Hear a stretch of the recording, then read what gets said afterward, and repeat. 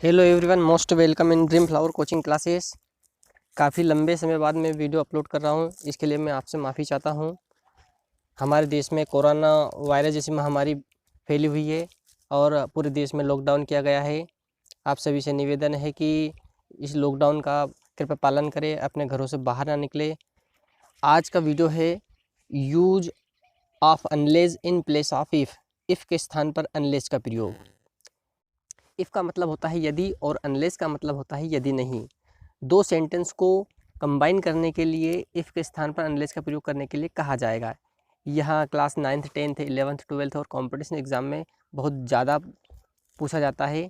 तो इसके लिए मैंने कुछ 4 रूल्स यहाँ पर तैयार किए हैं और यह रूल्स आपको हर एक प्रकार के सेंटेंस में काम आने वाले हैं। किसी भी प्रकार का वाक्य दिया जाए, सभी सेंटेंसों को आप बड़ी आसानी से सॉल्व कर सकते हो। इसके लिए आपको ये चारों नियम याद करने पड़ेंगे और यह नियम आपको किसी कुंजी गाइड में नहीं मिलने वाले हैं। इन चारों नियम को मैंने बड़ी मेहनत से बनाए हैं, कृपया इसको बिल्कुल भी नज़रअंदाज ना करें। यदि ये चारों नियम आपने अच्छे से याद कर लिए तो आप किसी भी सेंटेंस को रॉन्ग कर ही नहीं सकते, ये मेरा दावा है। देखिए यहाँ पर मैंने 4 नियम कौन कौन से तैयार किए हैं।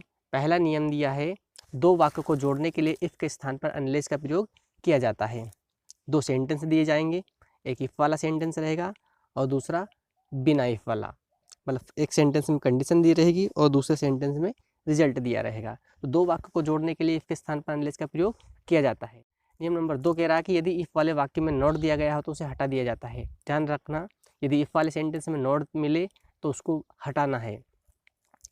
इफ़ वाले सेंटेंस में नॉट दिया है तो उसे क्यों हटाना है, उसका रीज़न ये है कि अनलेस का अर्थ होता है यदि नहीं। जैसे हम इफ़ हटाएंगे और उसके स्थान पर अनलेस लगाएंगे तो वह सेंटेंस ऑटोमेटिक नेगेटिव बन जाता है। लेकिन यदि इफ़ वाले वाक्य में पहले से ही नॉट दिया है, पहले से वो नेगेटिव है, तो इसलिए हमें उस नॉट को हटाना पड़ेगा। क्योंकि एक सेंटेंस में दो नॉट कभी नहीं आ सकते, एक म्यान में दो तलवार कभी नहीं आ सकती है। इसलिए ध्यान रखें, यदि इफ़ वाले सेंटेंस में नॉट दिया गया हो तो उसको हटाना है। नियम नंबर 3 कह रहा है कि दोनों वाक्य सकारात्मक होने पर दोनों वाक्यों को नकारात्मक बनाया जाता है। दोनों वाक्य सकारात्मक, सकारात्मक का मतलब होता है अफर्मेटिव सेंटेंस है। यदि दोनों सेंटेंस अफर्मेटिव रहे तो दोनों को हमें कैसा बनाना है, नेगेटिव बनाना है। इफ़ वाला वाक्य तो ऑटोमेटिक नेगेटिव बन जाएगा, जैसे ही हम इफ़ को हटाएंगे और उसके स्थान पर अनलेस लगाएंगे तो वह सेंटेंस ऑटोमेटिक नेगेटिव बन जाएगा, उसमें नोट लगाने की ज़रूरत नहीं है। दूसरे सेंटेंस में आप नोट लगाएं और उसको नेगेटिव बनाएं। नियम नंबर 4, प्रथम वाक्य सकारात्मक और दूसरा वाक्य नकारात्मक दिया गया हो तो दूसरे वाक्य का नोट हटा दिया जाता है। ध्यान रखना, यदि प्रथम वाक्य सकारात्मक मतलब अफर्मेटिव दिया गया हो और दूसरा वाक्य नकारात्मक मतलब नेगेटिव दिया गया हो तो दूसरे वाक्य का नोट हटाना है आपको। कंडीशन ऐसी होना चाहिए, आगे वाला वाक्य अफर्मेटिव होना चाहिए और दूसरा वाक्य नेगेटिव होना चाहिए, तो हम दूसरे सेंटेंस का नोट हटाएंगे। ये 4 नियम है और चारों नियम जरूरी नहीं कि उस सेंटेंस में लगे। किसी सेंटेंस में पहला नियम लग सकता है, किसी में दूसरा, किसी में तीसरा, तो किसी में चौथा। कौन सा नियम लगने वाला है वो सेंटेंस के ऊपर डिपेंड करेगा। इसलिए हमें सारे नियम को एक एक करके यूज करना है, ट्राई करना है कि कौन सा इसमें फिट बैठ रहा है। तो आइए हम इसे कुछ एग्जाम्पल से समझ लेते हैं। पहला सेंटेंस दिया है, if you do not work hard you will fail. देखिए पहला सेंटेंस में क्या कंडीशन दी है, if you do not work hard, यदि तुम कठोर परिश्रम नहीं करते हो, यू विल फेल, तुम फेल हो जाओगे। फर्स्ट सेंटेंस में कंडीशन दी है, दूसरे सेंटेंस में उसका रिजल्ट दिया है कि यदि तुम कठोर परिश्रम नहीं करते हो तो तुम फेल हो जाओगे। अब देखिए इसमें कौन सा नियम लगेगा, पहला, दूसरा, तीसरा या चौथा। इसके लिए हमें बारी बारी से चारों नियम को देखना है यूज करके। पहला नियम कह रहा है कि दो वाक्यों को जोड़ने के लिए इफ के स्थान पर अनलेस का प्रयोग किया जाता है। तो यहाँ पर दो सेंटेंस बिल्कुल दिए हैं, हम नियम नंबर 1 के अनुसार इफ को हटाएंगे और अनलेस लगाएंगे। दूसरा नियम कह रहा है, यदि इफ वाले वाक्य में नोट दिया गया हो तो उसे हटा दिया जाता है। बिल्कुल इफ वाले वाक्य में नोट दिया गया है, इसलिए हम इस नोट को हटाएंगे। और नोट के आगे डू लगा हुआ है, उसको भी हटाएंगे। ध्यान रखना, नोट के पहले डू, डज या डिड दी गई हो तो इन तीनों हेल्पिंग वर्ब को हटाना होता है। इसके अलावा कोई दूसरी हेल्पिंग वर्ब दी गई हो तो उसको नहीं हटाना है। ये तीनों हेल्पिंग वर्ब नोट के साथ हट जाती है, इसलिए नियम नंबर 2 के अनुसार हमें डू नॉट हटाना है। नियम नंबर 3 कह रहा है, यदि दोनों वाक्य सकारात्मक दिए गए हो तो दोनों वाक्यों को नकारात्मक बनाया जाता है। तो यहाँ पर कंडीशन नंबर 3 नहीं दी है, दोनों सेंटेंस यहाँ पर सकारात्मक नहीं है, मतलब अफर्मेटिव नहीं है, तो यहाँ पर तीसरा नियम नहीं लगने वाला है। चौथा नियम कह रहा है यदि प्रथम वाक्य सकारात्मक दिया हो और दूसरा वाक्य नकारात्मक दिया हो तो दूसरे वाक्य का नोट हटा देते हैं।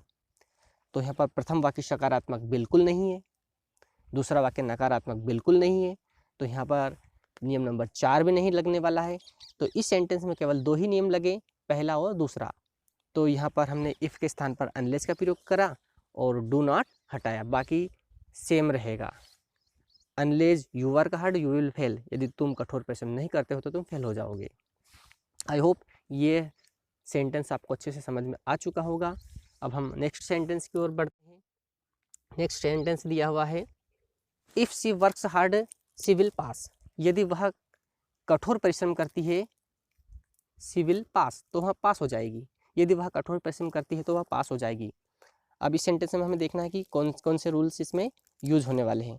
फर्स्ट नियम कह रहा है हम बारी बारी से नियम नंबर 1 को पढ़ेंगे, फिर नियम नंबर 2 को पढ़ेंगे, तीसरे को पढ़ेंगे और चौथे को पढ़ेंगे। इस प्रकार से अगर हम नियम बाई नियम अगर मान लो हम चलेंगे तो हमारे सारे रूल्स भी याद हो जाएंगे और हमारा सेंटेंस भी गलत नहीं होगा। तो पहला नियम कह रहा है 2 वाक्यों को जोड़ने के लिए इफ़ के स्थान पर अनलेस का प्रयोग किया जाता है। तो नियम नंबर 1 के अनुसार हम इफ़ के स्थान पर हम अनलेस का प्रयोग करेंगे। नियम नंबर दूसरा कह रहा है कि यदि इफ़ वाले वाक्य में नोट दिया गया हो तो उसे हटा देते हैं। तो इफ़ वाले वाक्य में यहाँ पर नोट नहीं दिया हुआ है तो नोट हटाने की ज़रूरत नहीं है, तो यहाँ पर दूसरा नियम नहीं लगेगा। तीसरा नियम कह रहा है दोनों वाक्य सकारात्मक दिए हों तो दोनों वाक्यों को नकारात्मक बनाया जाता है। बिल्कुल यहाँ पर दोनों वाक्य सकारात्मक दिए हैं, दोनों ही सेंटेंस अफर्मेटिव दिए हैं, इसलिए दोनों ही सेंटेंस नेगेटिव बनेंगे। फर्स्ट सेंटेंस तो ऑटोमेटिक नेगेटिव बन चुका है, जैसे ही हमने इफ़ को हटाया और अनलेस लगाया तो वह सेंटेंस नेगेटिव हो चुका है। दूसरे सेंटेंस को नेगेटिव हम बना देंगे, हम हेल्पिंग वर्ब विल के बाद नॉट लगा देंगे तो हो जाएगा she will not pass.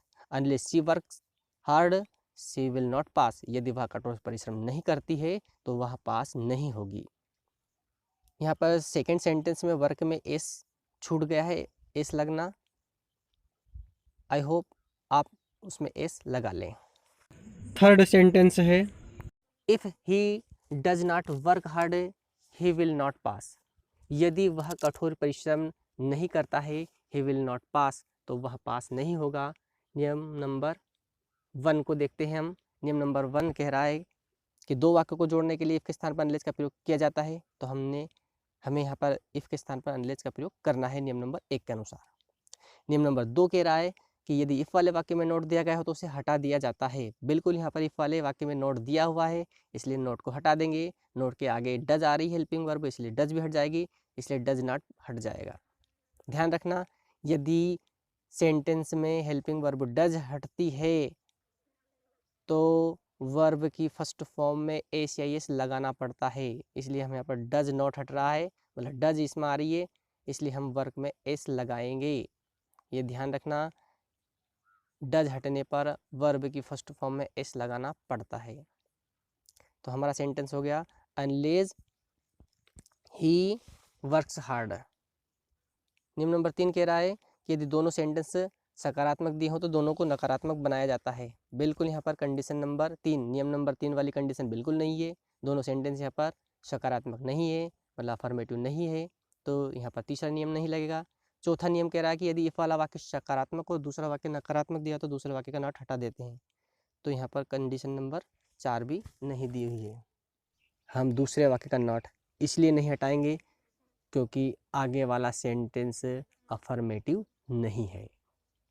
I hope यह तीसरा सेंटेंस भी आपको अच्छे समझ में आ चुका होगा। अब हम नेक्स्ट सेंटेंस देखते हैं। इफ़ इट रेन्स टुडे, यदि आज वर्षा होती है, we can not play in open, तो हम खुले में नहीं खेल सकते हैं। आगे कंडीशन ये दी है कि यदि आज वर्षा होती है तो हम बाहर नहीं खेल सकते हैं, मतलब खुले में बिल्कुल नहीं खेल सकते हैं। तो देखते हैं इसमें कौन सा नियम लगने वाला है। नियम नंबर 1 कह रहा है कि 2 वाक्यों को जोड़ने के लिए इफ़ के स्थान पर अनलेस का प्रयोग किया जाता है, तो हम यहाँ पर इफ़ के स्थान पर अनलेस लगाएंगे नियम नंबर 1 के अनुसार। नियम नंबर 2 कह रहा है कि यदि इफ़ वाले वाक्य में नोट दिया गया हो तो उसको हटा दिया जाता है, तो यहाँ पर इफ़ वाले वाक्य में नोट नहीं दिया हुआ है, इसका मतलब नियम नंबर 2 वाली कंडीशन इस सेंटेंस में नहीं दी हुई है। नियम नंबर 3, दोनों वाक्य सकारात्मक दिए गए हो तो दोनों वाक्यों को नकारात्मक बनाया जाता है। तो कंडीशन नंबर 3 भी यहाँ पर नहीं है, दोनों वाक्य यहाँ पर सकारात्मक नहीं है। नियम नंबर 4, यदि इफ वाला सेंटेंस सकारात्मक दिया हो और दूसरा सेंटेंस नकारात्मक दिया हो तो दूसरे वाक्य का नॉट हटा दिया जाता है। बिल्कुल यहाँ पर नियम नंबर 4 वाली कंडीशन दी हुई है। इफ वाला वाक्य सकारात्मक दिया हुआ है और दूसरा वाक्य नकारात्मक दिया हुआ है, इसलिए हम यहाँ पर दूसरे वाक्य का नॉट हटा देंगे। तो नियम नंबर 4 के अनुसार हम दूसरे वाक्य का नॉट हटाएंगे। तो हमारा सेंटेंस हो जाएगा अनलेस इट रेन्स टुडे, यदि आज वर्षा नहीं होती है। We can play in open, तो हम खुले में खेल सकते हैं, मतलब हम बाहर खेल सकते हैं। अब हम 5वां सेंटेंस देखते हैं। If Rani does not work hard, यदि रानी कठोर परिश्रम नहीं करती है, सी कैन नॉट सक्सीड, तो वह सफल नहीं हो सकती है। तो देखते हैं इसमें कौन सा नियम लगेगा।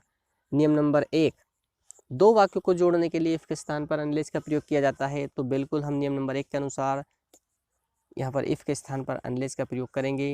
नियम नंबर 2 कह रहा है यदि इफ़ वाले वाक्य में नोट दिया गया हो तो उसे हटा दिया जाता है। बिल्कुल नियम नंबर 2 वाली कंडीशन भी यहाँ पर दी हुई है। इफ़ वाले वाक्य में नोट दिया हुआ है और नोट के आगे हेल्पिंग वर्ब डज आ रही है, इसलिए डज नॉट हट जाएगा। मैंने आपको बताया था कि डज हटाने पर वर्ब की फर्स्ट फॉर्म में एस या एस जोड़ते हैं, इसलिए हम यहाँ पर वर्क में एस लगाएंगे। तो हमारा सेंटेंस बनेगा अनलेस रानी वर्क्स हार्ड। नियम नंबर 3 वाली कंडीशन यहाँ पर देखते हैं कि यहाँ पर नियम नंबर 3 वाली कंडीशन है कि नहीं। नियम नंबर 3 कह रहा है कि दोनों वाक्य सकारात्मक दिए हो तो दोनों वाक्य नकारात्मक बनाए जाते हैं। बिल्कुल यहाँ पर नियम नंबर 3 वाली कंडीशन नहीं दी हुई है, दोनों वाक्य सकारात्मक नहीं दिए हुए हैं, तो दोनों वाक्य को नकारात्मक बनाने की ज़रूरत नहीं है। यहाँ पर नियम नंबर 3 वाली कंडीशन नहीं दी हुई है। नियम नंबर 4 कह रहा है कि यदि पहला वाक्य सकारात्मक दिया हो और दूसरा वाक्य नकारात्मक दिया हो तो दूसरे वाक्य का नॉट हटा दिया जाता है। तो देखें यहाँ पर नियम नंबर 4 वाली कंडीशन है या नहीं। इफ वाला वाक्य सकारात्मक है क्या? बिल्कुल नहीं है। दूसरा वाक्य नकारात्मक है क्या? बिल्कुल नकारात्मक है, लेकिन नियम नंबर 4 वाली कंडीशन यहाँ पर नहीं दी हुई है। तो इसलिए हमारा दूसरा सेंटेंस सेम रहेगा। Unless Rani works hard she can not succeed, यदि रानी कठोर परिश्रम नहीं करती है तो वह सफल नहीं हो सकती है। आई होप ये सारे के सारे सेंटेंस आपको अच्छे से समझ में आ चुके होंगे। यदि इस वीडियो को देखने में आपको मज़ा आया हो तो ज़रूर मेरे चैनल को सब्सक्राइब करें, लाइक करें और अपने दोस्तों को शेयर करें। जय हिंद, जय भारत और लॉकडाउन का पालन करें।